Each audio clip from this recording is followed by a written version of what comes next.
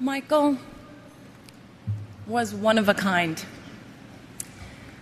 I thinking back to when we met and the many times that we spent together. And whenever we were out together and there would be a picture taken, there would be a caption of some kind. And the caption usually said something like an odd couple or an unlikely pair. But to us, it was the most natural and easiest of friendships. I was 13 when we met, and from that day on, our friendship grew. Michael always knew that he could count on me to support him or be his date, and that we would have fun no matter where we were. We had a bond. And maybe it was because we both understood what it was like to be in the spotlight from a very, very young age. I used to tease him and I'd say, you know, I started when I was 11 months old. You're a slacker. You were what, 5? Both of us needed to be adults very early. But when we were together,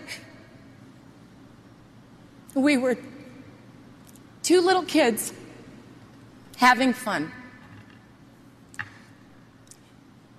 We never collaborated together.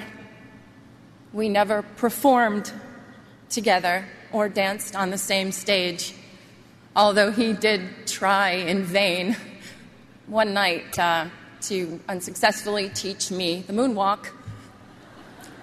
And he just basically just shook his head and crossed his arms at my attempt. We never filmed a video or recorded a song, but what we did do was laugh. It was always a competition to see who could make the other one laugh more or be sillier. Michael loved to laugh. His heart would just burst out of him when he was laughing. He adored it when I did silly imitations or told him stories about my life.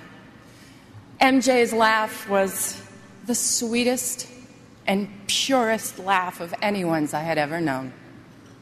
His sense of humor was delightful, and he was very mischievous.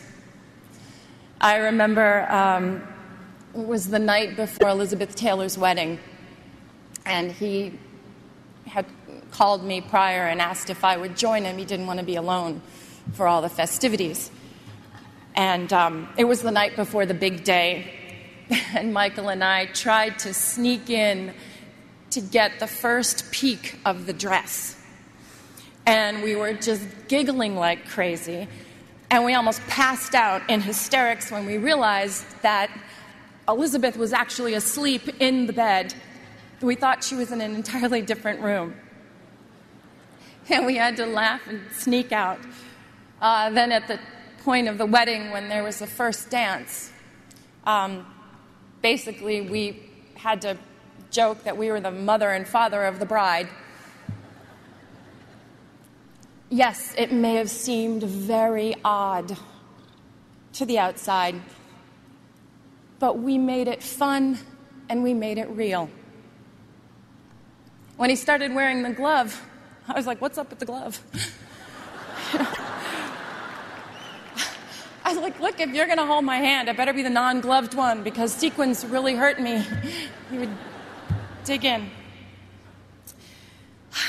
He'd just shake his head and he would just smile. He loved to be teased. Seeing him smile made you feel like everything was going to be all right. To the outside world, Michael was a genius with unchallenged ability. To the people who were lucky enough to know him personally, he was caring and funny, honest, pure, non-jaded, and he was a lover of life. He cared so deeply for his family and his friends and his fans.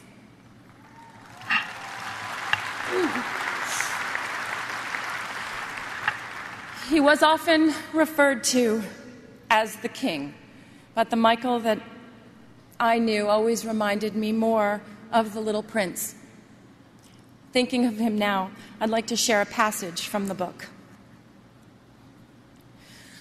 What moves me so deeply about this sleeping prince is his loyalty to a flower. The image of a rose shining within him like the flame within a lamp, even when he's asleep. And I realized he was even more fragile than I had thought. Lamps must be protected. A gust of wind can blow them out. Michael's sensitivity was even more extraordinary than his talent, and his true truth resided in his heart. As the little prince also said, eyes are blind.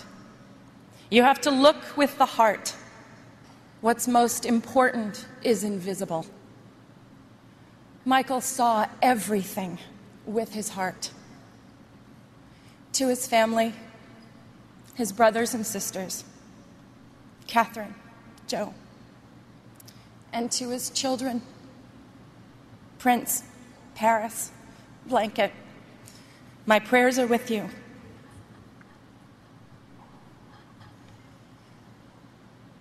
Michael's favorite song was not one of the countless masterpieces that he gave us, but it was a song that Charlie Chaplin wrote for the movie Modern Times.